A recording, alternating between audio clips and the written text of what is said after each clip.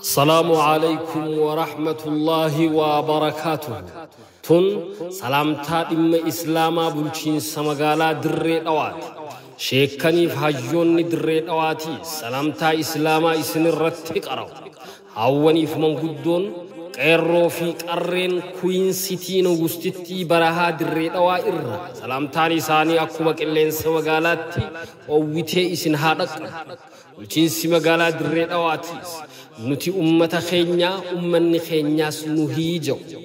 hariifonni magaalaa dirreetis hariifummaan teenya diin keenyaa ni hiijo onkoleeleysi diida barkum lamaa fi 15 yookiin oktoobarri 30 barkum lamaa 22 baay'ilama biraa hin qabatina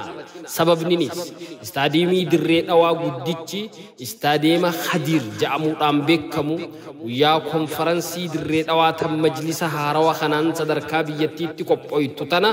simachuudhaaf babbareedeeti dhiqatee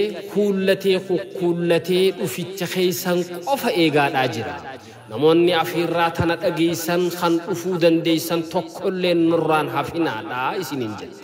gooftittiin barahaadhaa dirreen dhawaadhaa haysummoonni sagantaa tana afiiraman itti gaafatamaa dhimma islaama Itoophiyaa sheekni keenya sheek Hajji Faanis ni argama sheekha keenya beekamaa sheek Amiin Ibro finfinnees dabalatee itti gaafatamtoonni majlisaa naannoo hundaa ni argamu kana malees sheek Jamal Ali sheek Mikaa'il Hussein ustaaz Anas Muhammad sheek Abdoosh Ali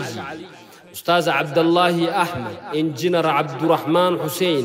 أستاذ نجاش محمدي في نموني ببكمون مكانهن دومين بايئدا خنق آمان فقاتن ياد خيساني نوراهم فقاتنا خنق آمان إهودا أمو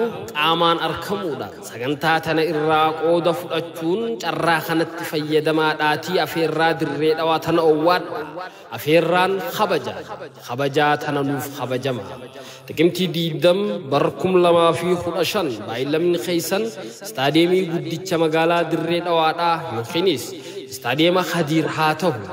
ورين قرا أورومياتي قدي افتن هاي سكول درين أوا بيرو هقا غيسان غمون قدتش هاي سكول مقتي أركو استاديمي بايلمني اتك أبامتهونو فباداتي غرس اتمك والسلام عليكم ورحمة الله وبركاته نفسي بشيطاني نرتي وليف غرغارو درانا فدو أكا إبليسني خسارو دوغو غورا خوهو إنما هي خنمارو